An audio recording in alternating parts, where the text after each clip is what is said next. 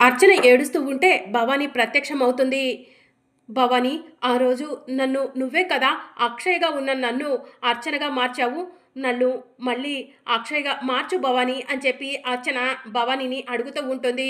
"నువ్వు బాగా ఆలోచించి నిర్ణయం తీసుకున్నావా అర్చన?" అని భవాని అడుగుతూ ఉంటుంది. "అవును భవాని, నేను అక్షయ్‌గా వెళ్ళి అమ్మకు ధైర్యం చెప్పాలి. అప్పుడే అమ్మ బ్రతుకుతుంది" అని చెప్పి అర్చన చెప్తూ ఉంటుంది. "అయితే నాతో రా" అని చెప్పి భవాని అర్చనను తీసుకొని వెళ్ళి ఒక దగ్గర కూర్చోబెడుతుంది. పవిత్ర స్నానం చేపిస్తుంది. ఇక భవాని అర్చనకు పవిత్ర స్నానం చేపిస్తూ ఉంటే అర్చన కాస్త అక్షయ్‌గా మారిపోతుంది. ఇక అక్షయ్‌గా మారగానే అక్షయ పరిగెత్తుకుంటూ హాస్పిటల్ దగ్గరకు వస్తుంది. అవని ఐసీయూలో ఉంటే శ్రీకర్, సుజాత ఇద్దరు కూడా ఐసీయూ బయట వెయిట్ చేస్తూ ఉంటారు. అక్షయ భయపడుతూ శ్రీకర్, సుజాతలను చూస్తూ అక్కడే ఆగిపోతుంది.